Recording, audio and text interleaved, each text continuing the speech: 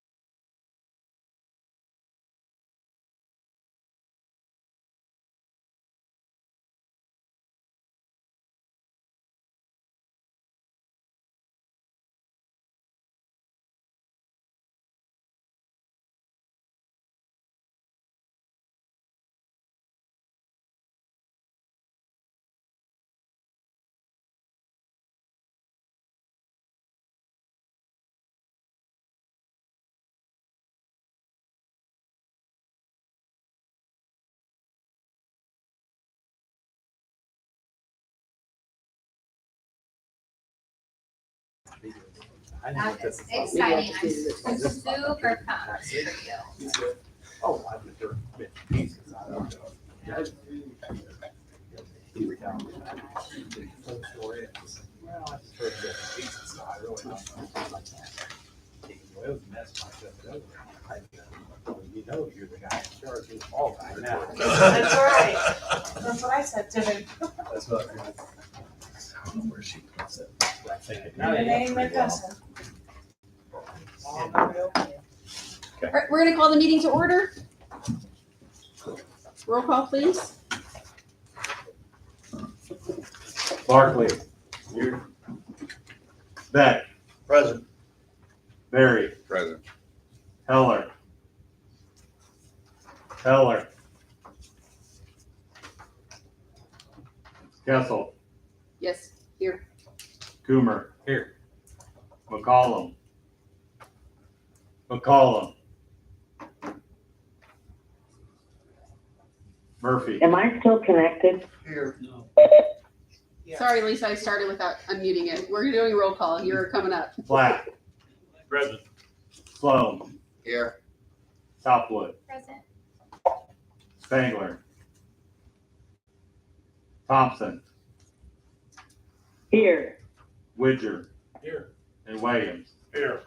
Quorum present. Thanks, Lisa.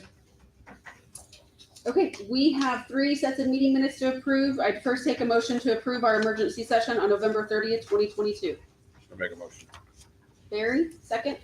Beck? Roll call, please. Barry.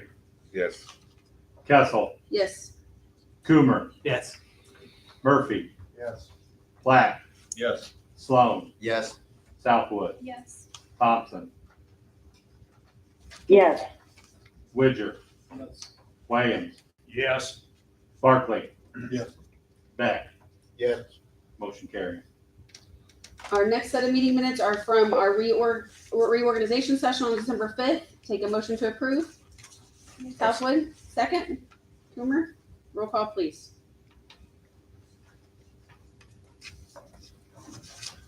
Kessel. Yes. Coomer. Yes. Murphy. Yes. Black. Yes. Sloan. Yes. Southwood. Yes. Thompson. Yes. Widger. Yes. Williams. Yes. Barkley. Yes. Beck. Yes. And Barry. Yes. And Motion carried. our third set of meeting minutes, December 13th, the regular session. Take a motion to approve. Okay, Black, second. Southwood, roll call, please.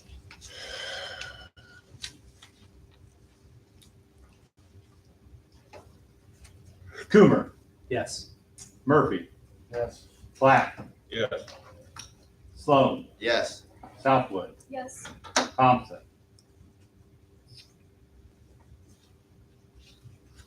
Thompson.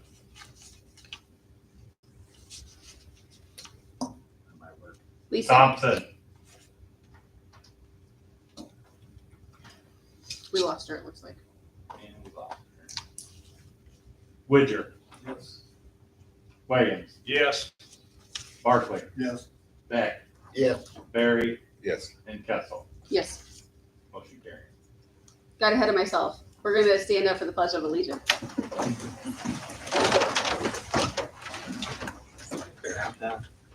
I pledge allegiance to the flag of the United States of America and to the republic for which it stands, one nation, under God, indivisible, with liberty and justice for all. Member Black? Dear Lord, we thank you for the ability to come together and do the work of the county. May you give us wisdom and in all our decisions that we make for the county. We ask this in Jesus' name. Amen. Amen. Thank you all. Lisa, did you vote yes on approving the December 13th meeting minutes? Yes, I had a little malfunction there. Okay, thank you. Okay. Are there any additions or deletions to the agenda? she wished to vote yes. Yes, she did. Any additions or deletions? If not, I would take a motion to approve the agenda. Southwood? Beck? Roll call, please.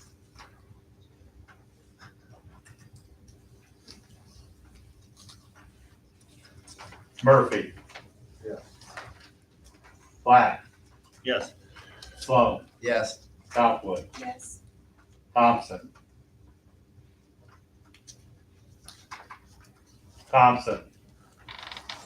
Yes. Widger. Yes. Williams. Yes. Barkley. Yes. Beck. Yes. Barry. Yes. Kessel. Yes. Coomer. Yes. Motion carried. All right, announcements, communications, and correspondence. We have Cole McDaniel with us from the Spoon River Partnership for Economic Development. Talk to us about the draft 2022 annual report. Thanks. Good evening, everybody. Everybody online, hear me okay? Lisa, can you hear Cole? Yes, ma'am. Lisa, sorry I don't have a report for you. I didn't want to circulate this thing digitally until it's in its final version. So everybody has a print copy that's here this evening. Does anybody not have one? Good. I only went a little overboard. The goal for this evening is to go, yes, ma'am, you need one. We don't have any. Wow, fix that. It's okay. Yeah, I did the report. So the goal of this evening is to really go through the annual report. A couple of the additions that will be made to this. There were a couple developers, a couple business owners that had their first children over right before Christmas, and the other group had them right after the first of the year. So I'm waiting on a few pictures, some before and after pictures to add into the development highlights, and a couple other items as far as announcements go. So waiting until I can announce a few things. This will be released publicly next week. There will be some updates to it, like QR code added to the front page so people can see the digital version right from their smartphone, those kind of things. But the goal tonight is to go through this for the board members that are new, really talk about what is it that the partnership does, what is it that I do, or Amanda Sampson in our office with marketing and tourism, talk about some of the projects that occurred in this last year. And feel free to stop me at any time and ask questions. That's what this is meant to be. I hope to answer questions that anybody has as we kind of go through this too. And I promise not to take too much of your internet going through this. And then once the final version is released, I'll be sure that circulates to the full board, and you'll have access to that. So I'll jump right into it if there's not any initial questions right off the bat. But first couple pages here, just going to be table of contents. Who our contributors are. I think it's important to note that we are funded from the public and the private sector. So we're a 501c3 nonprofit that we were created in 2008, 2009, really alongside some of the Cook developments and things that were happening at Canton at that time. Since that time, and really over the last 3 or 4 years, we've really molded and changed and shifted priorities a little bit in what we're doing and what we've been able to encompass the events and some of the other stuff we've done in Canton to this point as well. So publicly and privately funded. You can see a list of our board members and nice photo there, but I think most importantly what we want to talk about is if you go to page 7, we'll talk about some of the new business and business expansion that occurred over the last 12 months, all of 2022.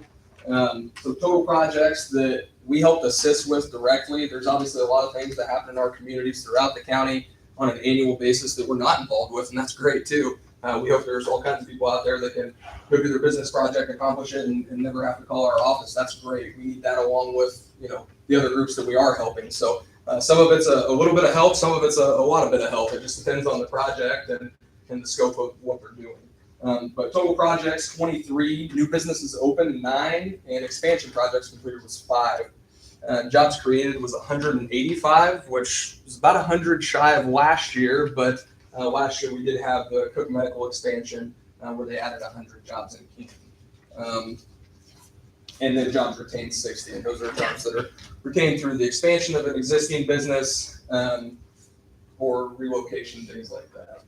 So of the completed projects, try to put logos in there for the ones that we had logos for, and then you see listed below some of the names listed out of the development groups as well. If you look at last year, these numbers were combined. This year, the in-progress projects and completed projects are separated out for One reason being the total projected investment being the $809.5 million, and obviously roughly 800 of that projected investment coming from Buckhart Solar. I will tell you after our meetings the last couple of weeks, they anticipate that to be closer to $1 billion project than 800 million, still being at the same capacity, just citing increases in costs. So expect that number to trickle up as we go forward as well. As you kind of look through those, I'm happy to answer any specific questions about the projects. There's some details as we kind of go through farther with some of the highlights, but again, stuff made in time. So going to page 8, we're looking at opportunity overview. So this is our current opportunities. I pretty commonly tell people that economic development is kind of like the game of baseball. If you land 30% of the projects you're talking to people about, you're probably going to be a Hall of Famer, just like if you bat 300 your entire career. The reality is, my point is, we're having a lot of conversations. Not all these come to fruition. Not all these take the next step. Some of them work on it for 2 years and it doesn't go forward, and some of them, it just depends on the circumstance. So of those opportunities, I want to give a breakdown of what types of opportunities those are by sector, whether it's retail, manufacturing, industrial, and opportunities are those things that I'm actively working on. We're having conversations still. The last one for some of these may have been 3 months ago, but they still have plans and anticipation to do their project or working through the details. So a lot of that on the back end. So that's why there's opportunities. Hopeful that all 55 of these we're currently working on move forward, right? But the reality is that number is probably much, much smaller than that. But want to continue to track this and see where we're at, because next year I hope we have 150 opportunities, and we're getting more involved throughout the county as the partnership and growing our ability to be a resource in other communities too. So we hope those opportunities grow, and we want to continue to track those numbers and that data and know that what we're doing is working, right? Know that the things we're putting out there, the marketing we're doing, the projects that are moving forward, we're tracking that, and we're able to look back year over year and see our progress. It's an important metric to be able to pay attention to. Going over to page 9, business retention and support. So we've done a lot more business retention and support in the last 2.5 years than probably would have been normal had it not been for a world pandemic. So lots of additional grant programs, additional grant writing and technical assistance for small businesses. And we know how important that is. And, one thing I want to touch on, because of those programs that were out there, I was trying to be boots on the ground and visit multiple communities. Our business retention visits were up by, over 40%. We had 116. That's meeting with business owners, talking about the grant programs, but also taking that time to spend on what are your needs? What's going on? What can we help you with? Trying to find tangible things that we can be a resource to our business owners throughout the county with. So it helped expand those relationships, help us grow our relationships in more parts of the county by being out there trying to help with these grant programs that the state or federal government was putting out there. So that was a great thing. I would say that number probably isn't normally that high if that had not been for that grant program. Most importantly, for the board members that weren't involved during the time that are new, there were, if you look at page 9 there, kind of smaller, those are all the different programs and the funding amounts specific to Fulton County that these programs provided. So for example, the first one listed there is the Downstate Small Business Stabilization Program that was released in early 2020, right alongside the pandemic. I don't know if you all remember that. I'm sure Patrick certainly does, because we had to have public meeting after public meeting after public hearing after public meeting just to get these things applied for. It was quite the process, but we were successful, with some of those applications. New programs came out, shifted, who was eligible shifted, but as we went through the pandemic and really until late 2021, what we found is a lot of our businesses had received assistance, but there were still a lot that hadn't, for one reason or another. There's a million reasons why someone got it and someone didn't. But point being is we identified there was still a gap that existed there. So in coming back to the county board and talking through American Rescue Plan funding and things like that, we're able to create the Fulton County Small Business COVID-19 Relief Grant. And I tried to make that name longer and could not. But we did create that, and we were able to fund 63 businesses throughout the county. $787,500 in grant funds went directly to Fulton County businesses. And when you look at this chart, you see the most impactful program, even the ones that had $250, $300 million in them with the state, this by far outdid any of those programs for our local businesses. And it also filled the gaps of those businesses that hadn't received funding yet. and had still suffered from the pandemic. We could be a little more flexible with our program than we could with the state or federal government.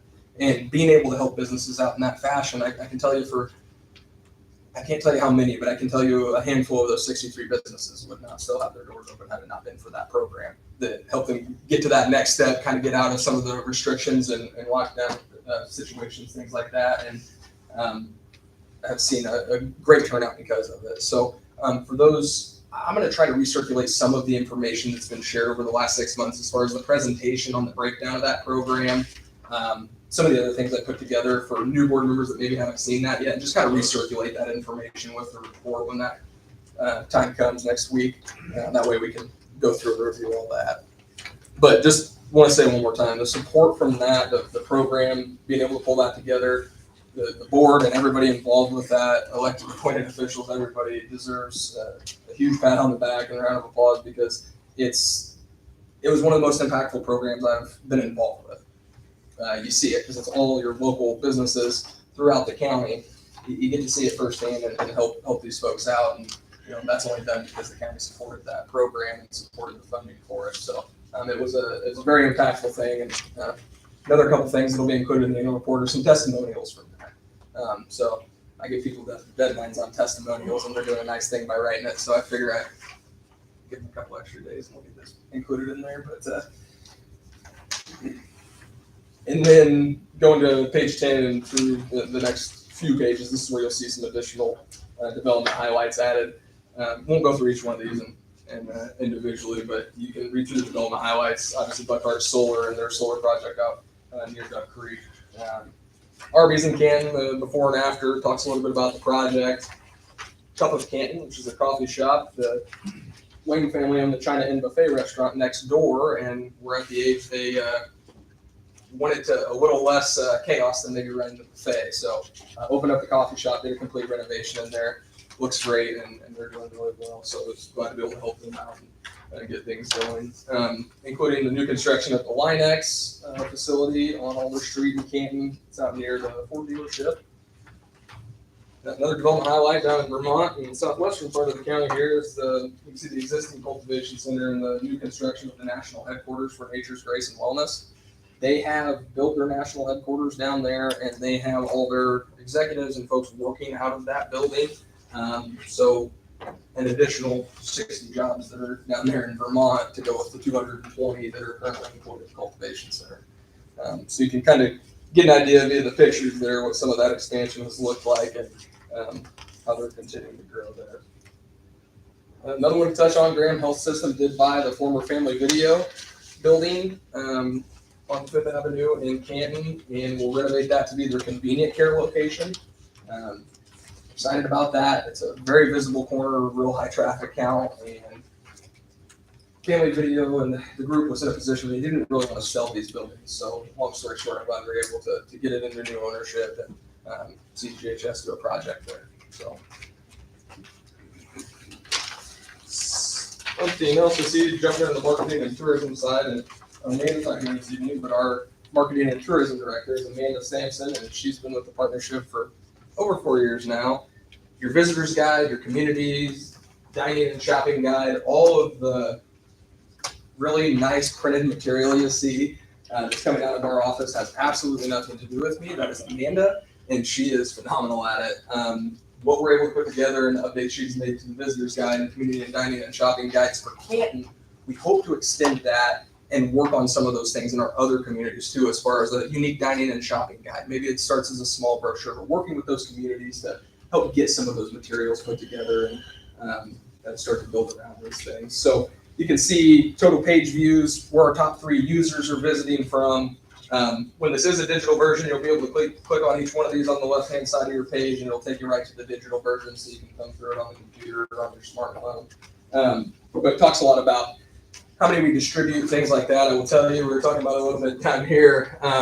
Had to kill a few trees just to get through a draft tonight to be able to speak to it and show you guys, which is important. But in 2023, with a lot of our things, although we're still going to print some, as many updates as we're having to make, whether it be the community guide or the dining and shopping guide or the visitors guide, our locations and businesses change.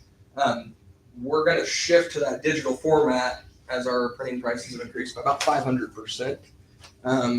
with some stuff. So it depends on what it is, but we'll still do printing, but we'll also add QR codes and digital versions to all these to where they're easily accessible.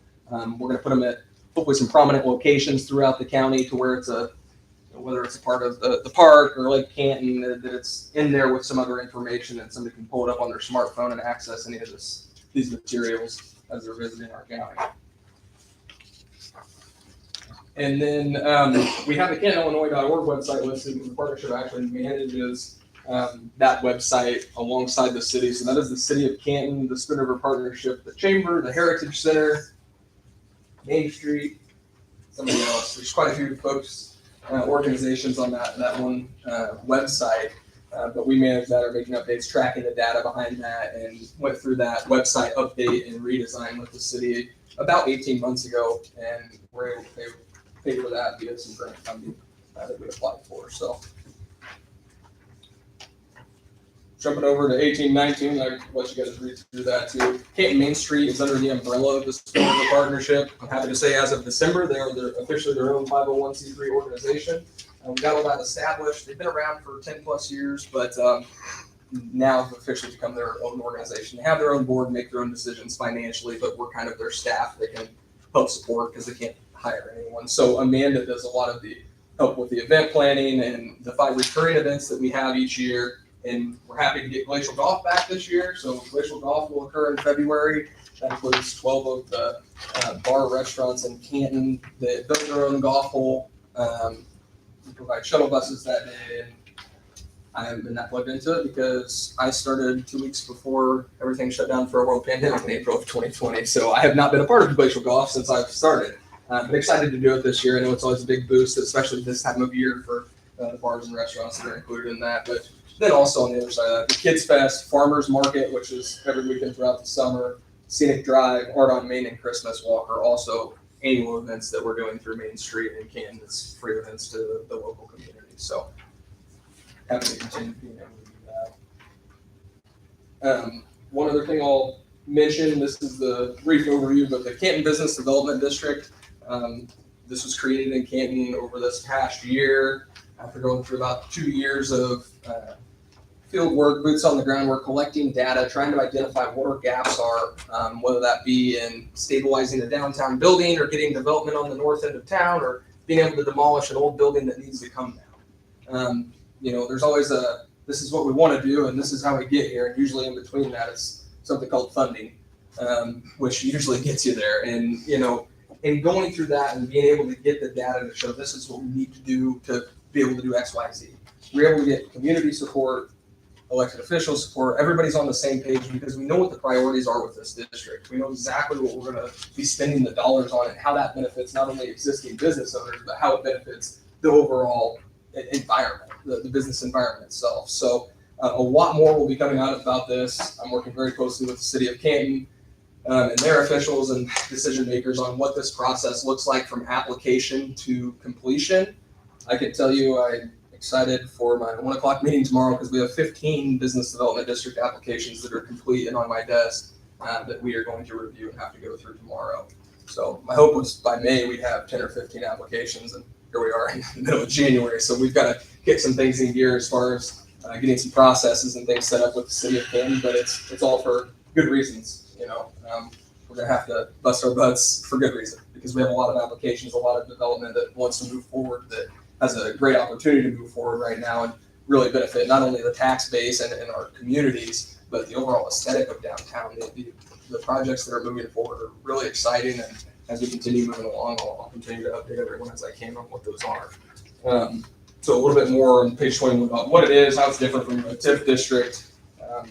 Example of the application cover page on page 22 there.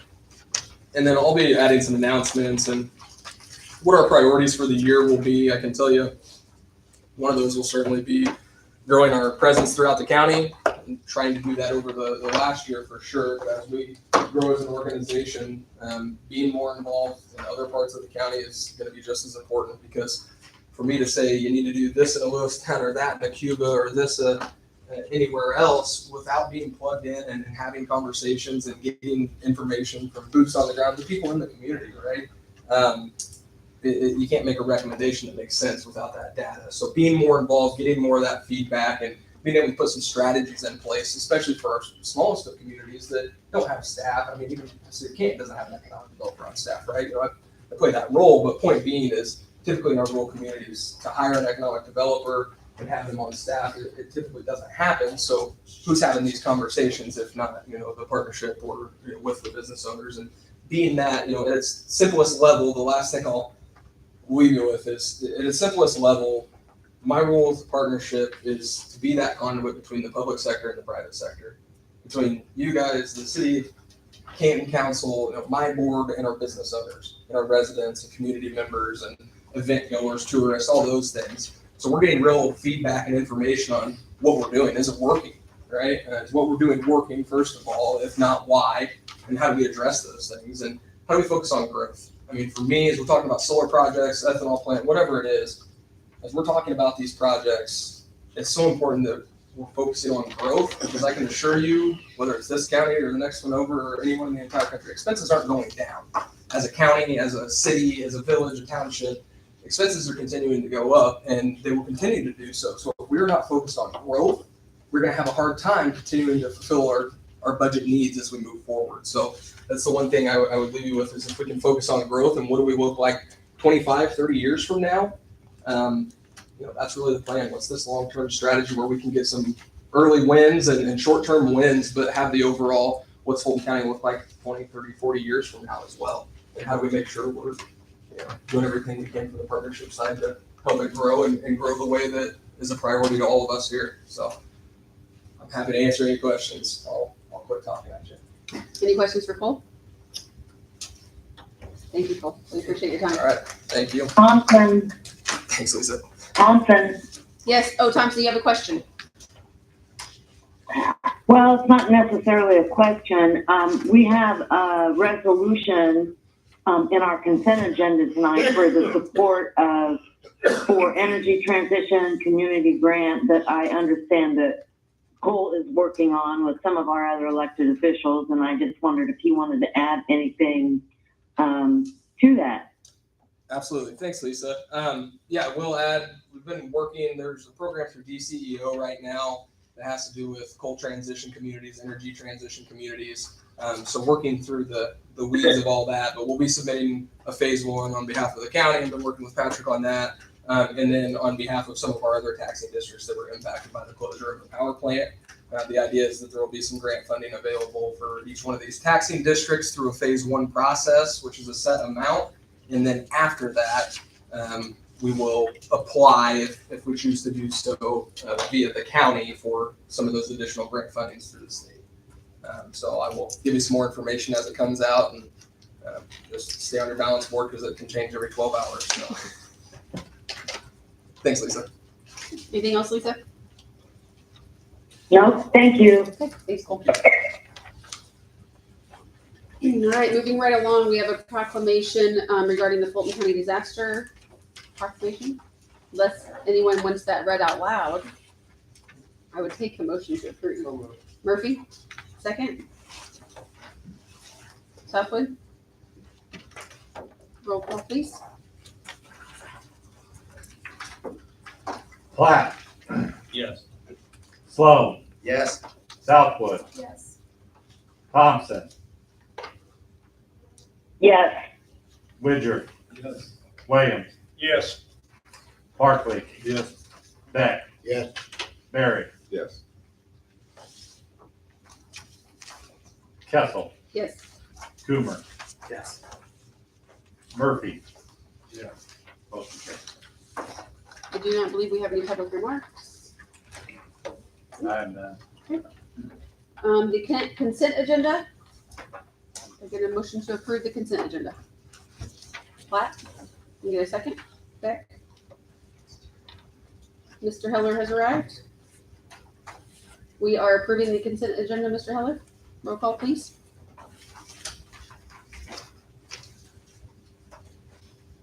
Boy.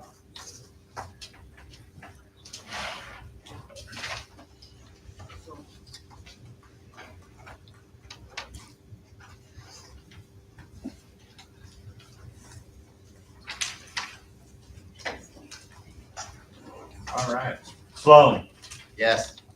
Southwood, Yes. Thompson, Yes. Widger, Yes. Williams, Yes. Barkley, Yes. Beck, Yes. Barry, Yes. Heller, Yes. Kessel, Yes. Coomer, Yes. Murphy, Yes. Black. Yes. Motion carried. All right, action agenda, treasurer's report.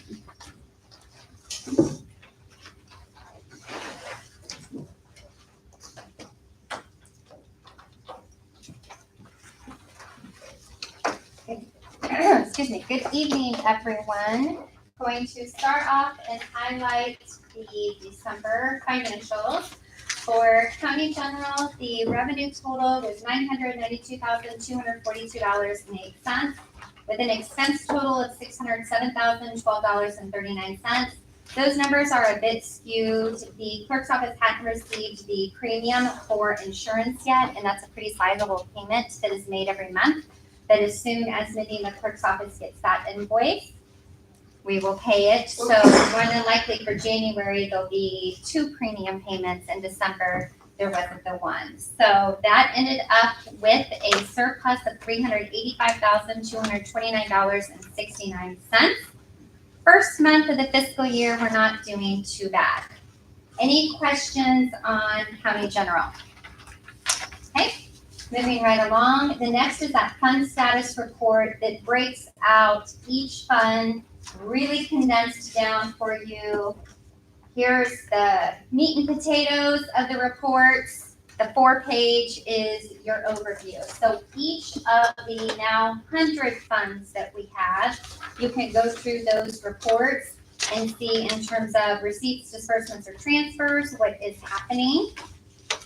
Does anyone have any question on any of the accounts, fund balances, transactions? Everyone good? Okay, wonderful. Moving right along. The year-end report for the payroll I will have for you next month. I apologize, but my office is extremely busy right now.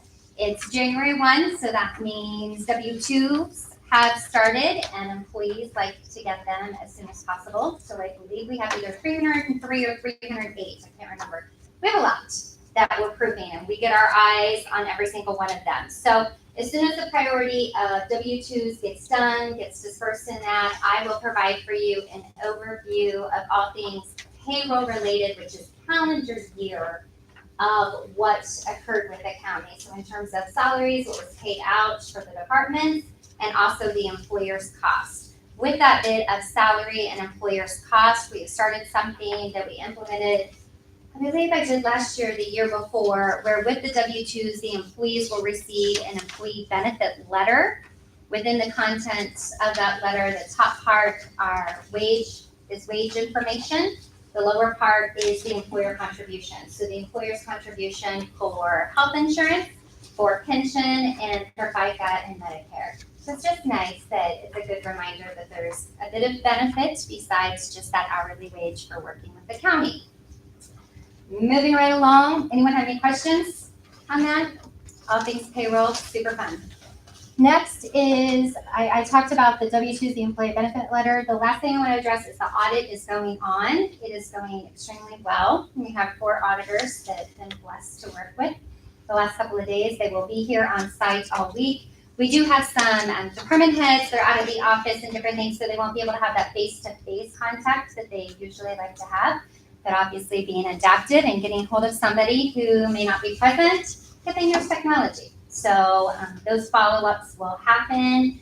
And once we get more of a timeline in terms of OPEB, work comp, and some other actuarial audits that go into our accrual audits, I'll be able to provide a timeline from you when we will have a draft of the audit report, and then that final part where the auditor or auditors will come back and do a presentation for those of you that are new and go over the audit and give you the opportunity to ask those questions, any thoughts, concerns, ideas.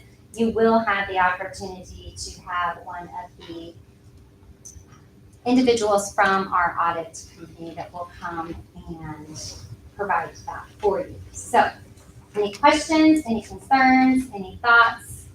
I apologize, I'm a bit brain dead, but I will try to be competent if you ask me anything. No? Okay, thank you for your time. Community development zoning and 200th anniversary. Just a couple things to report. We do have a meeting scheduled, a special meeting of the committee scheduled for the end of the month. We are going to get the right folks at the table and have a conversation about all of these conversations about solar projects happening. We're going to probably enlist Cole's help there. And, you know, we've got people contacting him and people contacting our zoning office. And we're hoping we can put some sort of checklist together with all of the stakeholders' input as to what those sort of initial conversations need to include and involve and what information to collect. And maybe have Cole sort of be the gatekeeper for that. Instead of there being conversations happening at different levels and with different people. So we're working on that. And then we're also, over the next week or two, I'm collecting ideas from the committee on 200th anniversary celebration ideas. So if anyone on the board, even if you're not part of the committee, if you have suggestions, please email those to me in the next week or two. And we're gonna compile all those and put a plan together as to what we wanna do over the next year, next 11 to 12 months. So if anybody has anything, please let me know. Okay. Questions for community development? Okay. County Highway, Heller.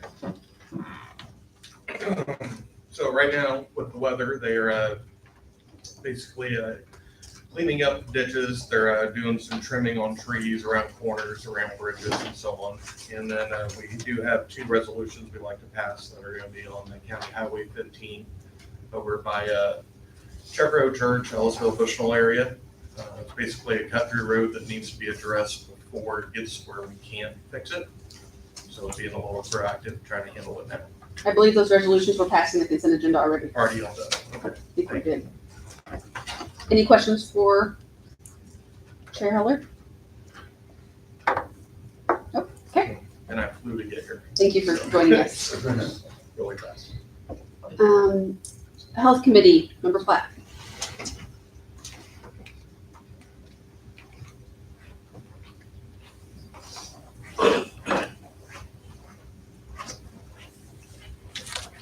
In our committee meeting, it was asked if we would carry over some vacation time for the administrator. Her contract specifies that it's use or lose after 12 months. The general policies for the county are after 24 months. And it could be carried over if asked and granted. So the health committee recommends that we carry over 40 hours for an upcoming leave for the administrator due to just staffing issues and not being able to take that leave during the year. So I would make the motion, we carry over 40 hours of Tammy Denning's leave for her to use prior to March 1st, I think was when she wanted. Can I get a second on that and then we'll have a little more discussion? Okay. Can I get a second? Danny? Coomer? Okay. Dan, were you just seconding or do you also have a question? No, it's just second. Okay. Okay. Any Is there discussion? any questions? Can we on- talk a little bit about what was discussed at the committee with the 39 hours of pay, just so we're clear that that's not being recommended and that even though that was discussed? Right. At the committee meeting, if you were there, it was kind of brought up to carry over 40 and pay out 39 because she has 79 hours unused after the end of the year. Upon reviewing the policies, there is no procedure for paying out unused. It's, the regular policy is 24 months to get that paid out and then either ask to carry some over or lose it. So, so the motion or the committee had discussed paying out some of that, but the motion and second here is not for paying out any, just for carrying over the 40 hours to be used in the next couple months. By March 1st. Yep. Any question? Dan? Thompson, Thompson, go ahead. Sorry, I want Lisa to add to that before we start asking questions. Lisa, go ahead. yeah, I just have to step up to the plate here and state that I was the one that recommended the 39-hour payout as I was thinking of policy and had not read her contract. So therefore, I just wanted to point out that that was my error. Thank you, Lisa. I didn't throw you under the bus. Coomer, I just wanted to add to that conversation, we give her till March 1st to use that 40 hours. that was part of the motion. Yeah. Yep. Williams, did you have a question? That's what Okay. Any other questions, concerns? So we're just basically doing this because of staffing issues? She was not able to use that time during the year. There's been a lot of staffing issues, and her contract just is a little more strict, where everybody else's has 24 months to use that. So we're just allowing her a few extra months to use basically half of the time that she had. We're not moving it to 24 months for that. We're just gonna extend this. This one, her contract specifies 12 months. And yes, we're just doing this for this year, this 40 hours. Just for some history, we have done this now. If we do this today, this will be the second time, and I think the 3 years she's been employed with us that we've done this. The first time we did it because of COVID staffing issues. This time, I think there were some, because our DON exited and she had to pick up that slack towards the end of the fiscal year. I think that's what she said to me when I was still chair. I think that just as a general statement, we need to discourage her from holding that time till the end of the fiscal year, so we don't continue to run into this every year, because there's a reason we have the contract Yeah, we don't written the want way to it mess is. with this every year. I would just kind of throw that out there. Carl, So how much then can she carry over total then? she's not supposed to carry any over, but what the motion is that just this one time she'll carry over the 40 hours, and essentially then, She can have up to 80 hours then, correct? I think her 40 hours contract for is the 3 previous year, weeks. And then 40 hours for whatever her vacation is. She gets, I believe it's 3 weeks for one fiscal year, and she has to use it or lose it in that fiscal year. Yeah, so she can't carry anything over to the next year. Correct? Brian, I believe that's correct. I think Okay, you're right. yeah. And she has to use it by March, right? March 1st. The carryover. Yeah. Yes, and she has something scheduled in February, so. We give her 15 days of vacation day per fiscal year, and it has to be used in that fiscal year.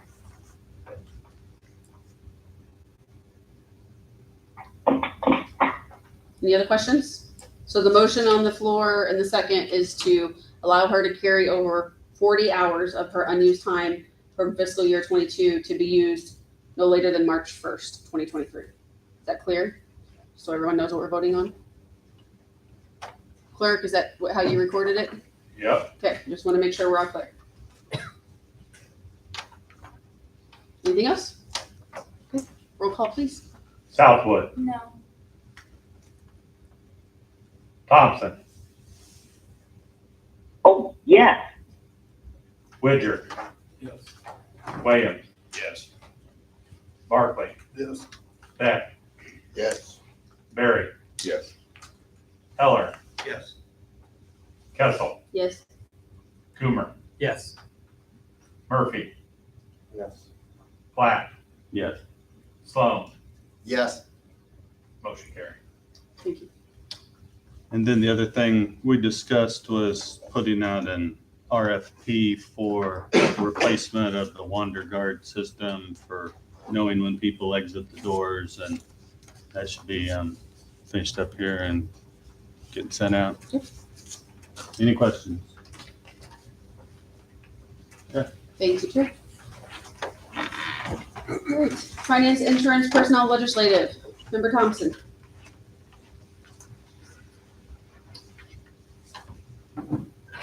Yes, I want to start by reporting about UCCI and ICBM training programs that are being offered. For the new members, UCCI is the United Counties Council of Illinois. They have elected official training on January 23rd in Springfield. ICBM, Illinois Association of County Board Members. They have training for elected officials on January 13th in Springfield. They're both really good organizations. They provide help to us legislatively and also our continuing education so that we can do our jobs. I always learn something when I go. So I just wanted to mention those two trainings.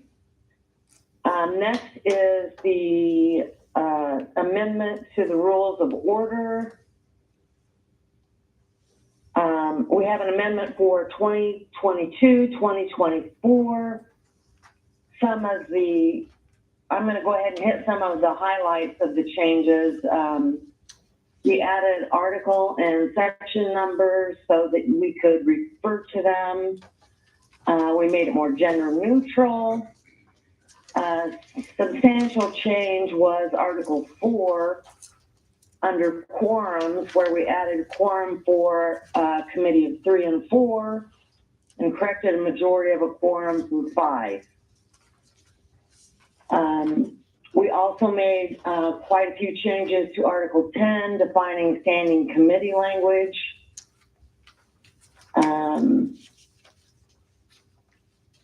Let me see, there was a line added to state that committees could be combined and separated per the committee list.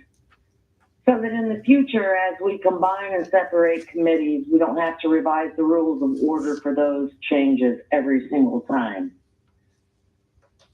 So then there were just some other general corrections, punctuation, maybe a spelling here or there. In general, that is the change. Those are the changes. And with that, I will move to approve the amendments to the rules of order. Can I get a second? Second. Thompson and Sloan? Discussion? Yeah, I don't know what the amendments are.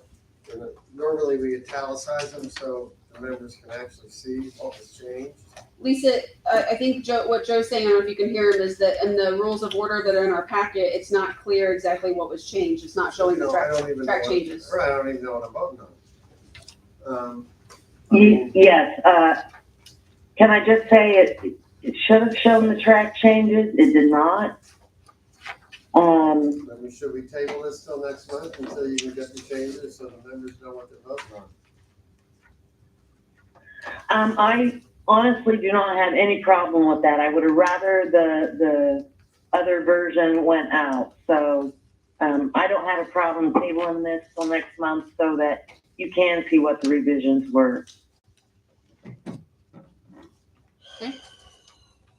Anyone opposed to tabling it? Oh. Okay, what do we need to do since we have a motion and a second on the floor? Just not Revoke the motion in the second. revoke the motion in the second. So, I will rescind my motion to approve. and Sloan does as well. Okay. Then you just table it. Okay, we're tabling this and it needs to be added to the February meeting agenda.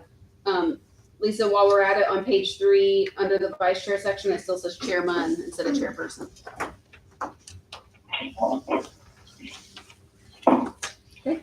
On page 3. Mm-hmm.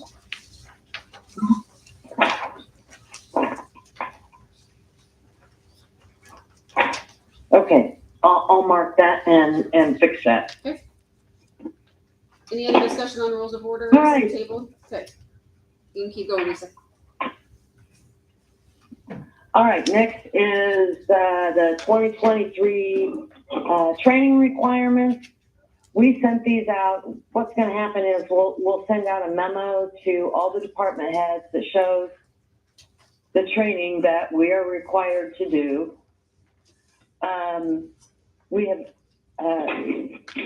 There'll be one sent to department heads and to the board members as well. The training will be on sexual harassment, ethics training, whistleblower policy, and this year we added onto the list the FOIA officer training, and that will be up to the department head to determine who in their department requires that FOIA training, whether it's one officer or everyone. So anyway, we'll be sending that out along with sign-off sheets to have all employees sign off that they have received that training. And that training can just be a matter of reading our policy and our ordinance.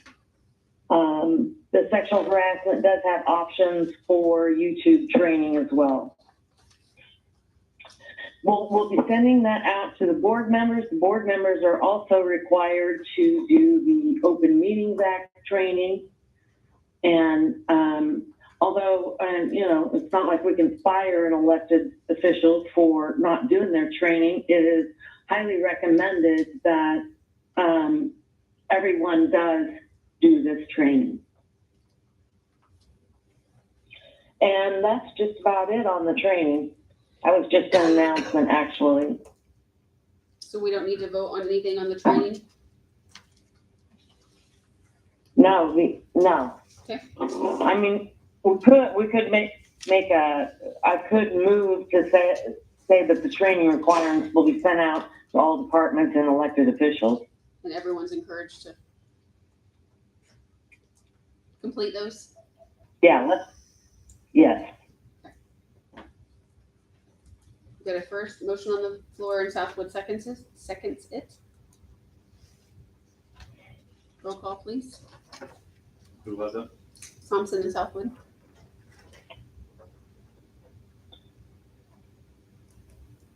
On the training requirements? Yeah, they'll be sent out and folks are encouraged to complete them. Widger. Williams. Yes. Barkley. Yes. Beck. Yes. Merritt. Yes. Heller. Yes. Kessel. Yes. Yes. Coomer. Murphy. Yes. Platt. Yes. Sloan. Yes. Southwood. Yes. Thompson. Yes. Motion carried. And broadband map challenge, Lisa? Yes, last item, I brought this, the FCC has released the broadband maps that are going to be used to determine funding going out to everyone for broadband expansion. They are asking everyone to take a look at the map, to enter your address and view your available internet access to ensure its accuracy for location, as well as what internet sources are available to you. There's an instruction sheet. I believe it's in the board packet tonight. I hope. There's an instruction sheet for filling it out. Again, this is important. This has to be complete. The challenge is if you find any inaccurate information, you have to report that by January 13th. So there's not long to take a look and see if you can find any inaccuracies in your own specific location. It'd be great if you could help others check their locations.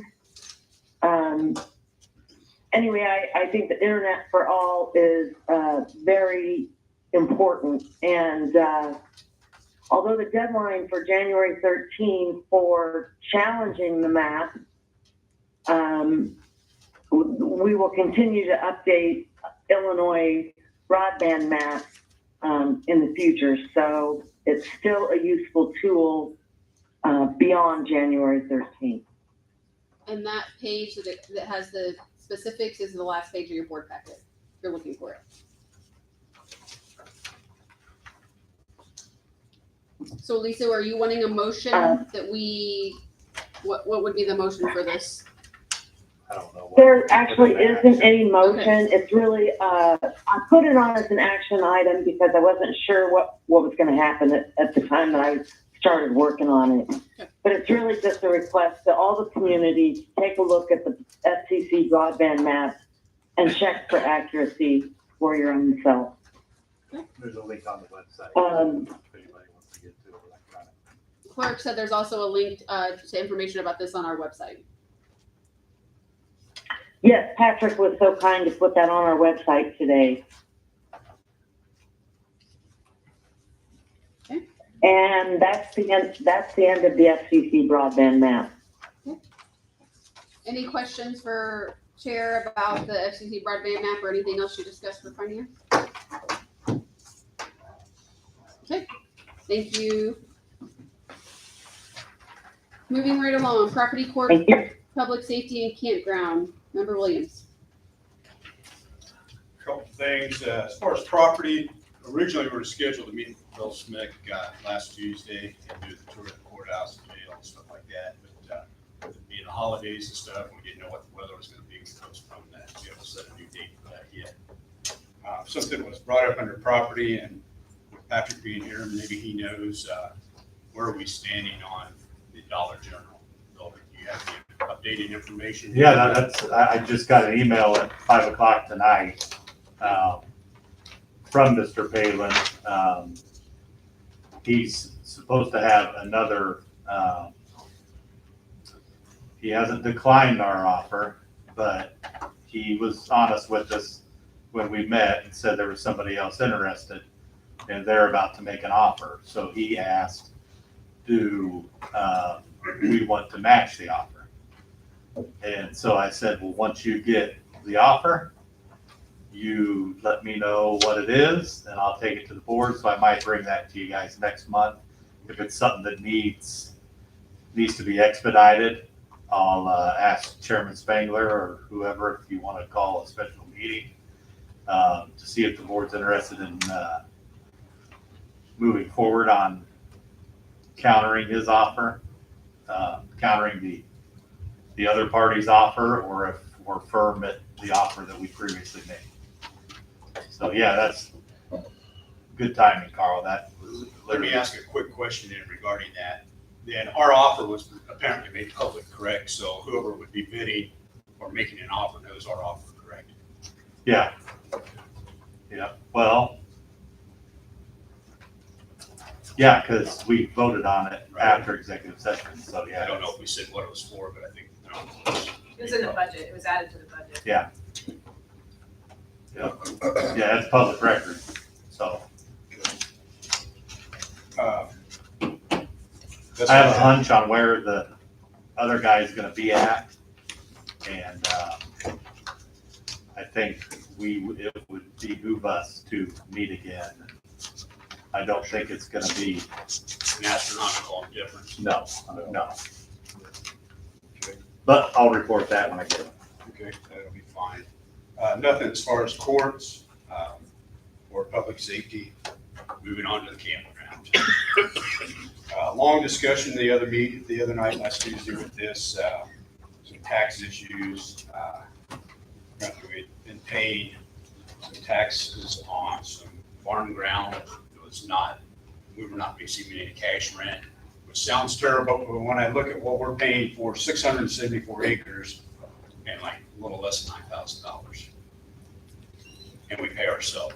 So I don't know, that's something that we want to bring up, open that. To me, that seems pretty reasonable for recreational ground compared to what everybody else pays.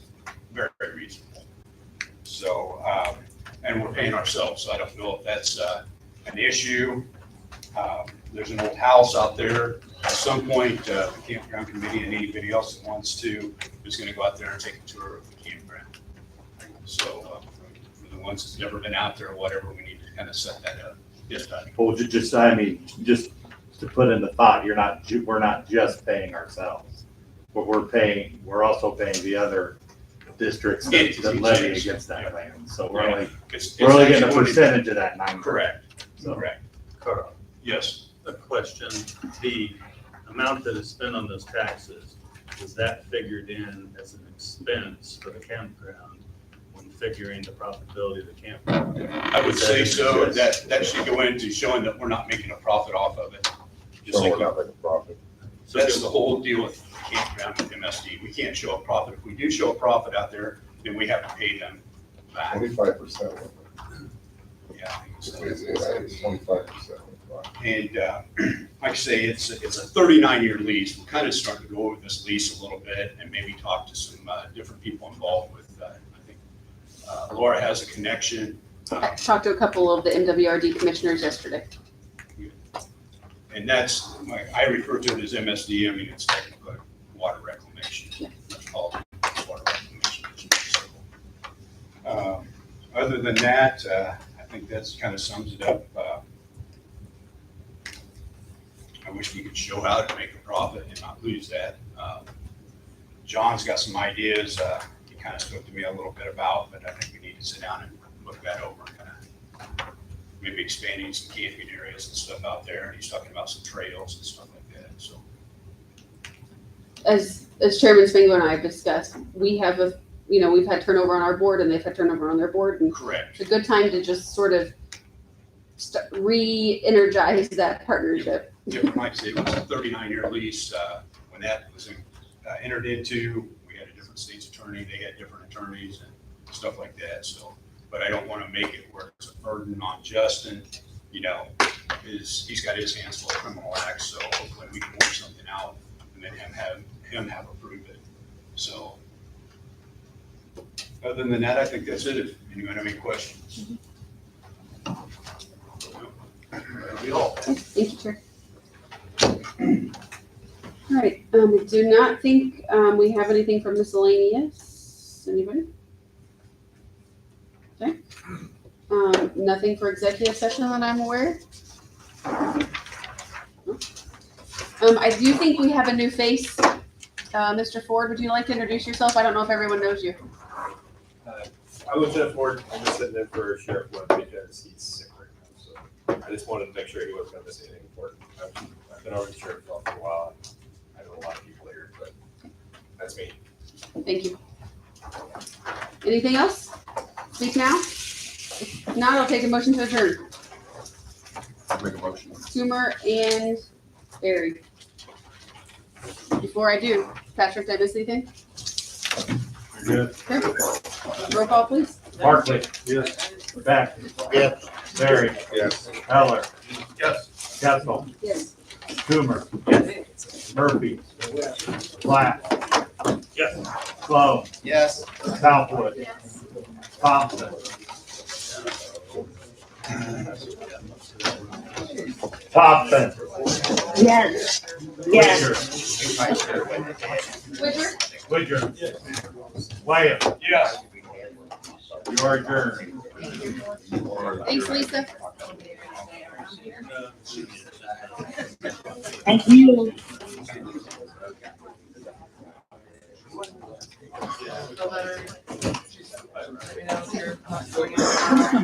I'll be upstairs and we're hearing all day.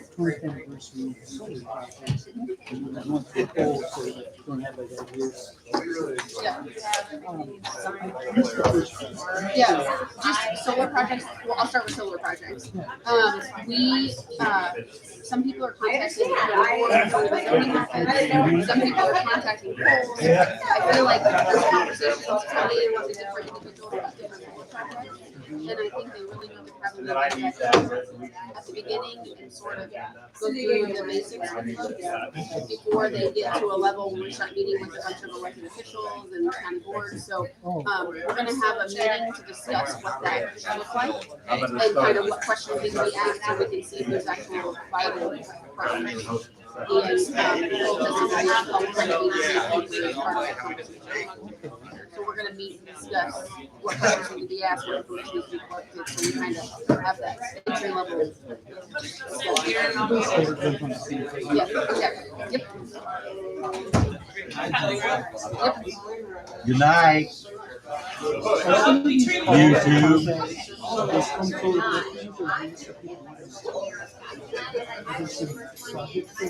There are